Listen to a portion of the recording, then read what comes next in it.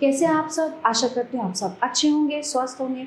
स्वागत है आपका इस कक्षा में। आइए आज हम पढ़ते हैं हिंदी का पाठ 11 विक्रमादित्य का सिंहासन। प्रस्तुत पाठ में बताया गया है कि विक्रमादित्य के समान हमें भी न्यायप्रिय होना चाहिए। चलिए शुरू करते हैं। विक्रमादित्य के नाम से सभी लोग परिचित हैं। वो भारत के गौरवातीत सर्वोत्तम सम्राटों में से एक रहा है। उसका शासनकाल भारतवर्ष के इतिहास की एक महत्वपूर्ण घटना है। विक्रम संवत का आरंभ उसी से होता है। यद्यपि विक्रमादित्य का नाम इतना प्रसिद्ध है, परंतु आश्चर्य है कि हम उसके जीवन के विषय में कुछ तथ्यपरक जानकारी नहीं रखते, केवल कुछ तिलिस्म कहानियों के अतिरिक्त। विक्रमादित्य के विषय में एक बात निर्विवाद रूप से लोगों में घर कर बैठी है। यह उसके विषय में प्रचलित कहानियों से भी प्रकट होता है कि ज्ञान व न्याय से उसे अत्यंत प्रेम था। उसने अपनी प्रजा के साथ विशुद्ध एवं पूर्ण न्याय किया। अपने दरबार में वह विलक्षण प्रतिभा के धनी लोगों को रखता था। कहा जाता है कि उसमें न्याय करने की अद्भुत योग्यता थी। ऐसा माना जाता है कि विक्रमादित्य ने कभी किसी निर्दोष को दंडित नहीं किया।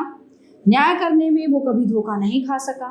अपराधी को जब विक्रमादित्य के सामने लाया जाता था तो वहां दंड के भय से कांपने लगता था। अपराधी को इस तथ्य का पता होता था कि विक्रमादित्य की आंखें उसके अपराध को पहचान ही लेंगी। लोग अपनी समस्याओं का उत्तम समाधान विक्रमादित्य द्वारा ही पाते थे। उसके पश्चात भी यदि भारत में कोई न्यायाधीश अपनी पूर्ण योग्यता से निर्णय सुनाता था तो उसके बारे में कहा जाता था कि वो विक्रमादित्य के न्याय सिंहासन पर बैठा होगा। विक्रमादित्य ने अपने राज्य की राजधानी उज्जैन को बनाया था। प्राचीन काल में उज्जैन नगरी कला और संस्कृति का केंद्र थी, परंतु समय के साथ साथ इस नगरी के महत्व को लोग भूलते गए। जिस न्याय सिंहासन पर बैठकर विक्रमादित्य न्याय किया करता था, उसे भी समय के चलते लोग विस्मृत कर गए। उसका स्वर्णिम काल गए जमाने की बात हो गई। विक्रमादित्य का महल और किला नष्ट हो गया। उसके टूटे फूटे खंडरों अवशेषों पर घास तथा वृक्ष उगाए और वह स्थान पशुओं का चारागाह बन गया। निकटवर्ती गांव के लोग यहाँ अपने मवेशी चराने के लिए आने लगे। चरवाहे लड़कों की देखरेख में प्रातः पशु आ जाते और सायंकाल काफी देर तक लौटते। जब लौटने का समय होता, उनमें से एक लड़का चारगाह के किनारे खड़ा होकर पुकारता था और सब पशु चरवाहों सहित उसके चारों ओर एकत्र हो जाते थे और सब मिलकर एक साथ घर लौटते थे। उज्जैन के पास गांवों के चरवाहों के लड़कों का जीवन इसी प्रकार का था। इस प्रकार के बहुत सारे लड़के थे। चारागाह में हंसी मजाक करके समय गुजारने का उन्हें पर्याप्त अभ्यास था। वे दिन भर खेलते रहते और मवेशी चढ़कर अपना पेट भरते थे। यही सबकी दिनचर्या थी। एक दिन उन्हें खेल का मनोरम मैदान मिल गया। वृक्षों के बीच स्थित ये मैदान खुरदरा और उबड़ खाबड़ था। इधर उधर पत्थरों के निकले हुए सिरे थे और बीच में मिट्टी का हरा भरा टीला। ये टीला किसी न्यायाधीश के सिंहासन की तरह दिखाई देता था। एक लड़के के मन में ऐसे ही विचार आया और वो उस पर जाकर बैठ गया। वो चिल्लाया, लड़कों, मैं अब न्यायाधीश बनूंगा और तुम सब अपने मुकदमे मेरे पास लाओ।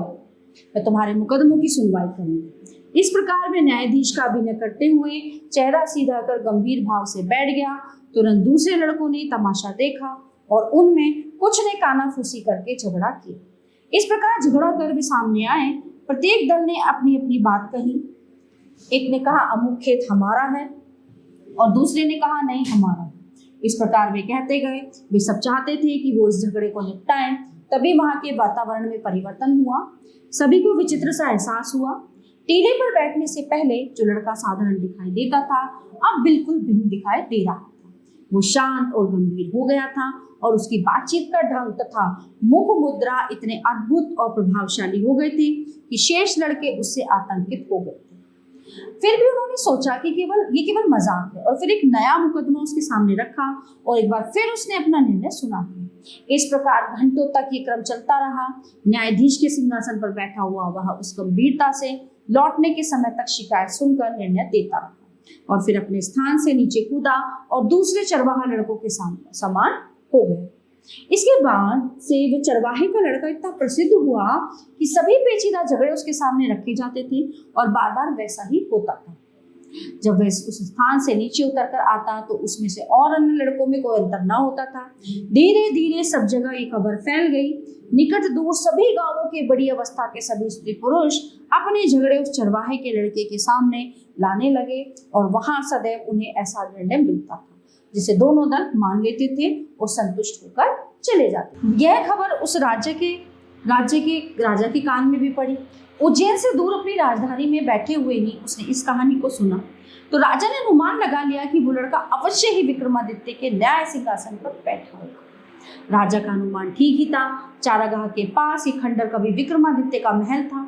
उसने सोचा कि यदि टीले पर बैठने मात्र से चरवाहे के लड़के में बुद्धि और न्याय की ज्योति आ सकती है तो हमें गहरा खोदकर न्याय सिंहासन ढूंढ लेना चाहिए। मैं भी उस पर बैठूंगा और सब विवादों को सुनूंगा।